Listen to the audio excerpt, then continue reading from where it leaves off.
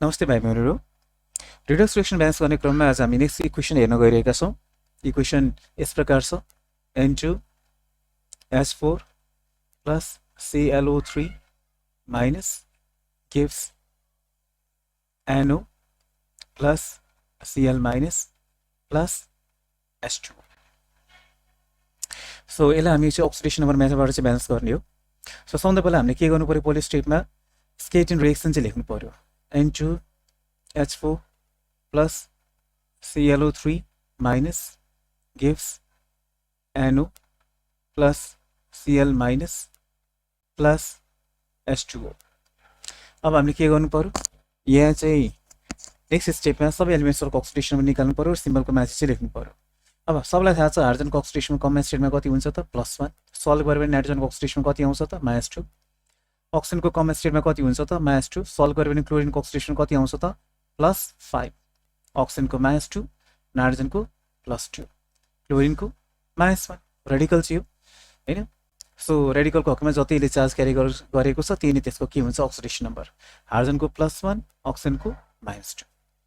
अब हामीले चाहिँ पत्ता लगाउनु पर्यो कुन चाहिँ एलिमेन्टको अक्सिडेसन चेन्ज भइरहेको छ। यसो हेरौँ त, यहाँ चाहिँ नाइट्रोजनको अक्सिडेसन चेन्ज भइरहेको छ। नाइट्रोजन, त्यसबाहेक क्लोरिनको अक्सिडेसन चेन्ज भइरहेछ, राइट। अब नाइट्रोजन -2 भएर चाहिँ +2 अक्सिडेसन इन्क्रिज भइरहेको छ, यानि कि नाइट्रोजन केमा गइरहेछ अक्सिडेसन। क्लोरिन +5 भएर चाहिँ -1 मा चाहिँ गयो, यानि कि अक्सिडेसन के भइरहेछ घटिरहेछ। अक्सिडेसन घट्नु भनेको डिक्रिज इन अक्सिडेसन नम्बर भनेको के हो त रिडक्सन। ओके, ठिक छ। अब चाहिँ नेक्स्ट स्टेपमा हामीले पत्ता लगाउनु पर्यो कि जुन चाहिँ एलिमेन्टको अक्सिडेसन चेन्ज भइरहेको छ हैन, के ती एलिमेन्ट्सहरु कुनै पनि साइडमा मल्टिपल टाइम्स आइरहेको छ। यानि कि यो फोर्थ स्टेपमा हामीले डिसिजन लिनु पर्यो कि कुनै पनि वस्तुलाई दुई पल्ट लेख्ने कि नलेख्ने। दुई पल्ट लेख्नको लागि चाहिँ जुन चाहिँ एलिमेन्टको अक्सिडेसन चेन्ज भइरहेको छ ती एलिमेन्ट्सहरु कुनै एउटा साइडमा मल्टिपल टाइम्स आउनु पर्यो, अर्को साइडमा ओन्ली वन्स। तर हेरौँ त, के नाइट्रोजन रिएक्टेन्ट साइडमा अथवा प्रोडक्ट साइडमा मल्टिपल टाइम्स आइरहेको छ? छैन। के क्लोरिन रिएक्टेन्ट साइड अथवा प्रोडक्ट साइडमा मल्टिपल टाइम्स आइरहेको छ त? छैन। मल्टिपल टाइम्स भनेको मोर देन वन रिएक्टेन्ट्स और मोर देन वन प्रोडक्ट्स। सो यहाँ चाहिँ स्टेप नम्बर 4 लागू चाहिँ भएन, कुनै पनि वस्तुलाई दुई पल्ट लेख्ने काम चाहिँ छैन। Okay, step number 5। Step number 5 मा पत्ता लगाऊ कि जुन चाहिँ एलिमेन्टको अक्सिडेसन चेन्ज भइरहेछ। बाइ द वे, कुन चाहिँ एलिमेन्टको अक्सिडेसन चेन्ज भइरहेको छ त? Nitrogen and chlorine. ल हेरौँ त, के नाइट्रोजन अथवा क्लोरिन एटम्सहरुको संख्या प्रोडक्टमा बढी छ त? छैन। यहाँ नाइट्रोजन एटमको संख्या कति हो? 1। यहाँ कति छ? 2। यहाँ क्लोरिन एटमको संख्या कति छ? 1।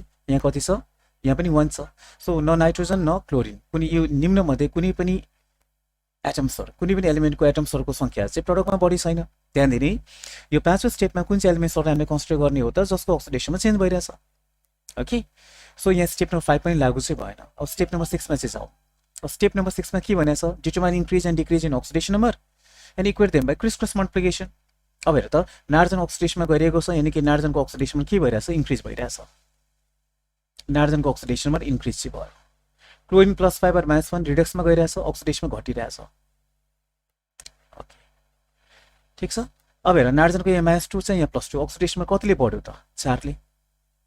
ठीक छ। यहाँ दुईटा नाइट्रोजन छ, इन्टु के गर्नु पर्यो? 2 चाहिँ गर्नु पर्यो।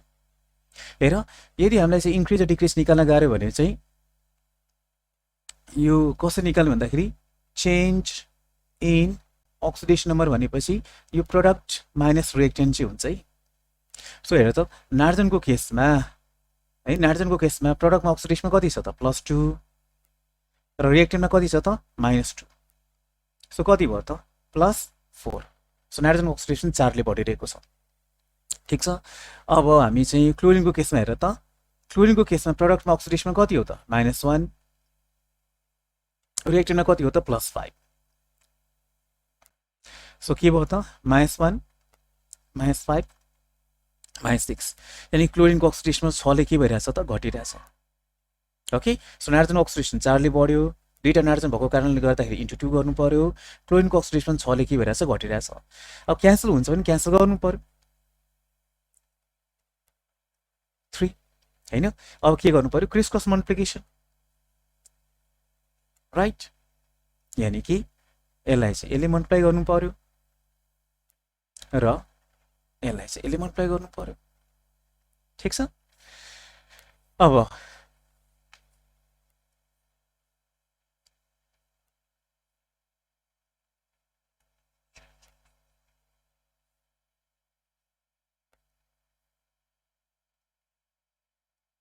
ल अब क्रिस्टल मल्टिप्लाई गरेपछि के आउँछ त you'll get this 3 into H4 plus अब यसलाई 4 ले मल्टिप्लाई गर्नु पर्यो 4 ClO3 minus gives NO plus Cl minus plus H2O ठीक अब क्रिस्टल्स मल्टिप्लाई भइसकेपछि अब ब्यालेन्सिङ स्टार्ट हुन्छ पहिला कुन चाहिँ एलिमेन्टलाई ब्यालेन्स गर्ने जसको अक्सिडेसन चेन्ज भइरहेको छ so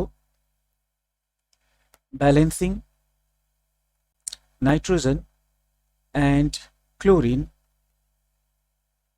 undergoing change in oxidation number.